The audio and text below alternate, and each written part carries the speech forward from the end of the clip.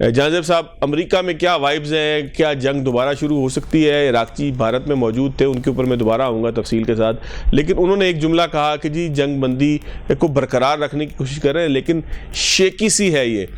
तो अमेरिका क्या सोच रहा है? क्योंकि ये तो तासुर अब आ चुका है कि ये अमेरिका की जंग ही नहीं थी, इसराइल की मोहब्बत में अमेरिका जो है इस जंग में कूदा था।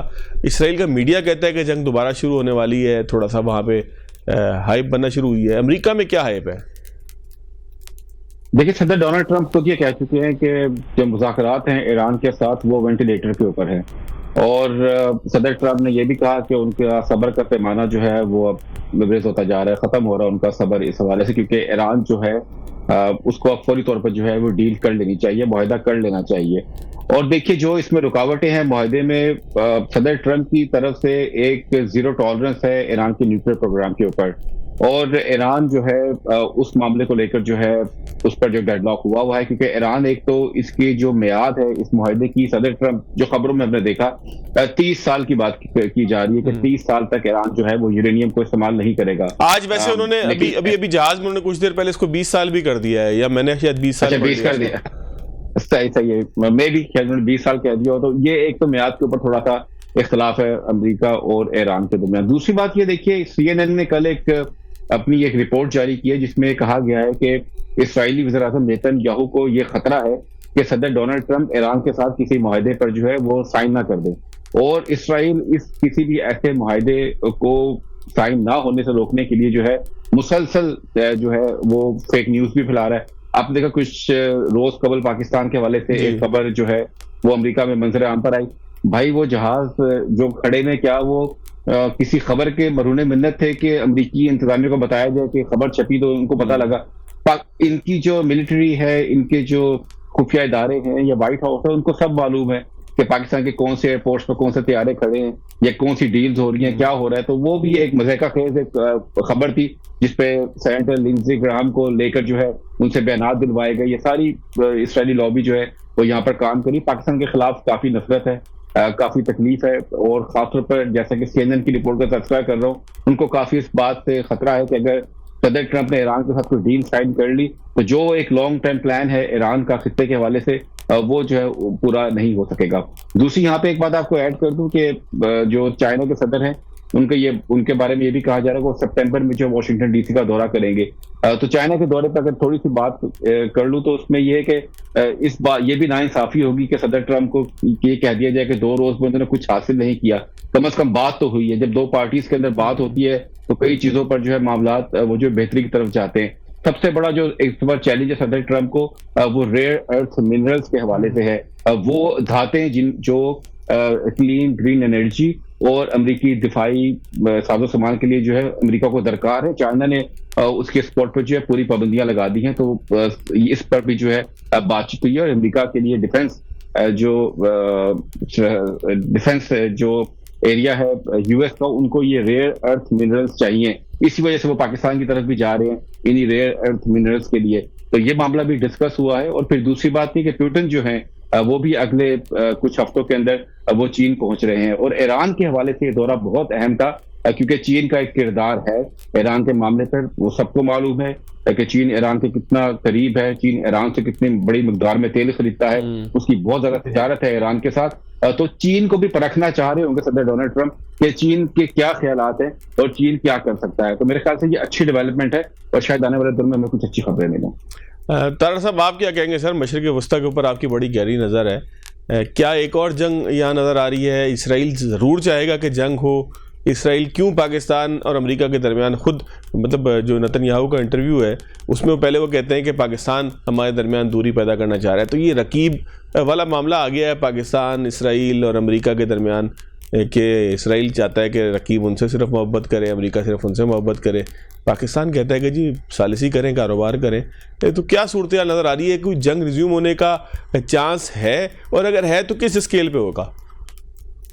देखिए, इजराइल को एक तो इलेक्शन आने वाले हैं और इस वक्त बीबी नेतन्याहू जो है वो अक्टूबर में इलेक्शन है इजराइल के अंदर। बहुत अपहिल बैटल है, बड़े अनपॉपुलर हैं और जंग बेस, वार बेस है वो टोटल। उनकी सपोर्ट सिर्फ उनको वही ज़ायनिस्ट लॉबी सपोर्ट करती है जो कि जंगों को पसंद करते हैं, एक्सपेंशन, ग्रेटर इजराइल के कॉन्सेप्ट को पसंद करते हैं।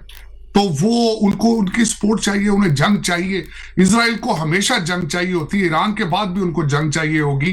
तो दर हकीकत ये वही लाबी है। और जिस तरह पहले सीबीएस का हम जिक्र कर रहे थे कि उनकी रिपोर्ट पे इस वक्त अगर देखा जाए तो उनका इजराइल भी इस वक्त कंप्लीट आइसोलेशन में है, और उनका अलायंस दूसरा भारत है हमारा पड़ोसी, वो भी एक डीप आइसोलेशन में है। तीसरा बच्चा उनको मिल चुका है, टीटीपी, दोनों उस साइड से उनको सपोर्ट करते हैं। तो दर हकीकत इस वक्त बिल्कुल उनको तशवीश है। मैं इजराइल के न्यूज़पेपर्स को डेली बेसिस पे पढ़ता हूं, बिल्कुल भी यही नजर आता है कि इस वक्त उनको खतरा है कि कोई ऐसी टर्म्स या ऐसा मुआहदा ईरान के साथ ना साइन कर लिया जाए जो इजराइल के इंटरेस्ट के लिए ठीक ना हो। और देखा ना सिर्फ, बल्कि इस हवाले से उन्होंने सीबीएस की खबर निकाली। देखें, उनकी ख्वाहिश थी कि गल्फ कंट्रीज जो है वो भी इस जंग के अंदर जंप करें, और वो जब उस पर कामयाब नहीं हुए, हमारे फील्ड मार्शल साहब ने बड़ी उस पर काफी काम किया। तो आप देख लें, यूएई के हवाले से जो खबरें वो निकाल रहे हैं, यूएई डिनाई कर रहा है, वो खबरें निकाल रहे हैं। तो इस वक्त बहुत ज्यादा स्पॉइलर मौजूद हैं। और तीसरा, मैं 2 पॉइंट और भी आपके सामने रखना चाहूंगा। इस स्ट्रेट ऑफ हरमूज ईरान के जंग के हवाले से बड़ी कंपनीज ने, बड़ी कंट्रीज ने पैसा भी बहुत बनाया है, बल्कि अमेरिका के अंदर भी तेल के ऊपर बहुत पैसा बढ़ रहा है स्पेकुलेशन पर। और जो फ्यूचर बाइंग तेल एंड ऑयल इंडस्ट्री इस तरह काम करती है, तो वो भी चाहते हैं कि स्ट्रेट ऑफ हरमूज बंद रहे और हम पैसा बनाता रहे। रशिया बहुत पैसा बना रहा है। तो दर हकीकत इसके स्पॉयलर्स बहुत ज्यादा मौजूद हैं। एक और पॉइंट आपके सामने रखना चाहूंगा, जो बिलखसूस मैंने 3 कैंपेन में डोनाल्ड ट्रंप साहब से हमेशा यही सुना कि अगर वो सदर होते तो रशिया चाइना अलायंस ना होता। तो इस दौरे का एक ऑब्जेक्टिव ये भी था कि वो चाइना के करीब आते, ताकि वो डिस्टेंस जो है वो थोड़ा सा रशिया से ले। लेकिन साथ पुतिन भी बहुत इस मामले में बहुत शातिर हैं। इस दौरे के फौरन बाद उनका दौरा है चाइना का, कि जाके देखें कि प्रेसिडेंट ट्रंप के इस दौरे के असरात उनके ऊपर क्या है। तीसरा एक पॉइंट और आपके सामने रखना चाहूंगा, डोनाल्ड ट्रंप साहब ने अमेरिकन तेल चाइना को ऑफर किया है, अलास्का के जरिए चाइना को सस्ता तेल दिया जाए ताकि ईरान जो है उसको आइसोलेट किया जा सके। यह भी एक बात आपके सामने आ रही है। दूसरा, इराकची साहब का भारत जाना इज वेरी इंपॉर्टेंट, बल्कि पाकिस्तान के अंदर से कई आवाजें उसकी निकल रही कि उन्हें नहीं जाना चाहिए था। इराकची साहब इस वक्त खुद फरमा रहे हैं कि हमारा डेडलॉक जो है वो यूरेनियम एनरिचमेंट के ऊपर है, जिस तरह हम पहले बात कर रहे थे। और एक और पॉइंट जो मैं इसमें ऐड करना चाहूंगा जंग के हवाले से, कि अमेरिकन एटॉमिक सबमरीन जो है पहली दफा हिस्ट्री में उसकी लोकेशन को डिस्क्लोज किया गया। अगले दिन जबराल्टर से वो जो आबनाए फारस की तरफ वो रवाना है। तो दर हकीकत प्रेशर भी मौजूद है। और एक और एलिमेंट है कि फ्रांस और यूके एक नया अलायंस बना रहे हैं कि हम जाके आप स्ट्रेट ऑफ हरमूज में एक्टिव रोल अदा करें। 2 दिन पहले यूके के अंदर वो उनके अकॉर्डिंग टू द न्यूज़पेपर्स 40 के करीब फॉरेन मिनिस्टर्स जो हैं उनकी ऑनलाइन मीटिंग हुई है। और वो फ्रांस और यूके मुसलसल ये दावा करते हैं कि हमारा 40 कंट्रीज का अलायंस है, जिसपे हम सारे एक पॉइंट पर है कि आबनाए हरमूज को खोला जाए। और यहाँ पे फवाद एक और चीज भी, आबनाए हरमूज के हवाले से ह्यूमैनिटेरियन इशू बन चुका है। 1550 जहाज और तकरीबन 23,000 सेलर वहां पे स्टक हैं इस वक्त। तो हकीकत मेरे ख्याल में जब डोनाल्ड ट्रंप साहब वापस आएंगे तो इस ईरान के हवाले से इस वक्त दुनिया इकट्ठी होती नजर आ रही है ह्यूमैनिटेरियन बेसिस पे। यूके और फ्रांस उसको लीड करेंगे, अमेरिका भी उसका हिस्सा होगा।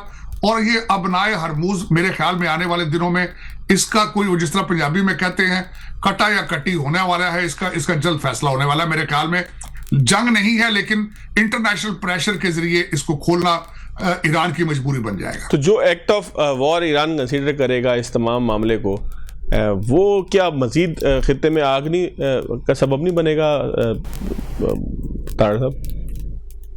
देखिए, इस वक्त अगर देखा जाए, इस दौरे में जाने से पहले प्रेसिडेंट ट्रंप साहब ने 2 चीजें कही। उन्होंने कहा था कि हमारा ब्लॉकेट जो है वो काम कर रहा है, हमने ईरान को चोक कर रखा है, हमें जंग की जल्दी नहीं है। तो मेरे ख्याल में अगर देखा जाए तो इस वक्त सारे सिनेरियो के अंदर ईरान जो है वो कमजोर नजर आ रहा है। और जो प्रोजेक्ट ऑफ फ्रीडम है वो ज्यादा पॉपुलर होता नजर आ रहा है, बिलखसूस यूरोपियन, यूके, फ्रांस और दूसरे ममालिक का प्रेशर और जो दुनिया के अंदर एक इकोनॉमिक क्राइसिस चल रही है, अब ईरान अपनी वो जो सिंपथी वोट था वो लूज होता नजर आ रहा है। मेरे ख्याल में आने वाले हफ्ता 10 दिन के अंदर अंदर स्टेट ऑफ हरमुज के बारे में कोई मेजर न्यूज आप सुनेंगे और इसको मैं इसको खुलता देख रहा हूँ। ठीक हो गया। अत्तार साहब आप मेरे साथ रहिएगा, जाजिब साहब आप भी साथ रहिएगा। एक ब्रेक लेता हूँ, ब्रेक के बाद दोबारा आते हैं।